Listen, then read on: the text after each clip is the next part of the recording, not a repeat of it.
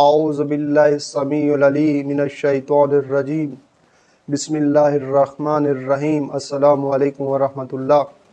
امید کرتے ہیں تمام عزیزمن خیر و عافیت سے ہوں گے۔ جس موضوع کے ساتھ میں حاضر خدمت ہوا ہوں وہ کون سی چیزیں وہ چیزیں آپ کو بتلانا چاہتا ہوں جس کی وجہ سے انسان بہت سی مشکلات سے بچ سکتا ہے، جن کی وجہ سے انسان کے مال میں برکت ہو سکتی ہے، ان چیزوں کی وجہ سے انسان کا مال میں اضافہ ہو سکتا ہے، وہ چیزیں جس کی وجہ سے انسان بہت سی بیماریوں سے بچ سکتا ہے، وہ چیزیں میں آپ کے سامنے آج پیش کروں گا۔ اور اس کے لیے سب سے پہلے لا ریب کتاب قرآن مجید اللہ کی کتاب سے ایک آیت آپ کے سامنے پیش کروں گا۔ بسم اللہ الرحمن الرحیم، سورہ توبہ کی، جس میں پروردگار ارشاد فرماتا ہے خذ من اموالہم صدقاتا تطہرہم وتزکیہم بہا وصلی علیہم ان صلواتک سکن لہم واللہ سمیع العلیم، کہ پروردگار اس آیت میں ارشاد فرماتا ہے کہ اے رسول آپ ان کے اموال میں صدقہ لیجئے، یعنی اللہ رسول خدا حضرت محمد مصطفیٰ ہمارے آخری نبی، تمام نبیوں کے سردار کو اللہ یہ حکم دے رہا ہے کہ اے رسول، ہے میرے حبیب، آپ ان کے اموال سے صدقہ لیجئے، ان کے ذریعے آپ انہیں پاکیزہ اور بابرکت بنائیے۔ یعنی زکوٰۃ ایک ایسی چیز ہے جس کے ذریعے اللہ رسول خدا کو حکم دے رہا ہے کہ اے رسول، ان لوگوں سے وہ مال جو دراصل اللہ نے عطا کیا ہے، اسی مال سے ان سے کیا لیجئے؟ صدقہ لیجئے، زکوٰۃ لیجئے، اور ان کے ذریعے یعنی اس صدقے کے ذریعے انہیں پاکیزہ کیجئے اور انہیں بابرکت بنائیے۔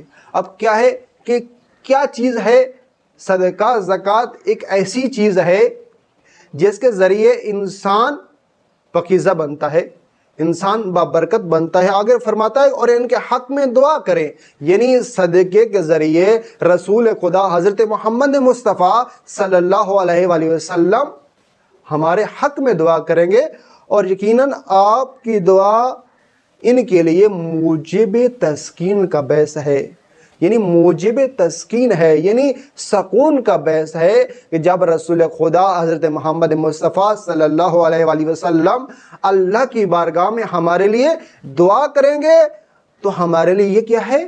سکون کا باعث ہے، موجب تسکین ہے، اور اللہ بڑا سننے والا اور جاننے والا ہے۔ تو یعنی کیا ہے کہ صدقہ ایک ایسی چیز ہے جس کے ذریعے انسان پاکیزہ بنتا ہے، جس کے ذریعے انسان بابرکت بنتا ہے، اور رسول خدا حضرت محمد مصطفیٰ صلی اللہ علیہ وسلم ہمارے حق میں دعا کرتے ہیں، اور وہ دعا کیا ہے؟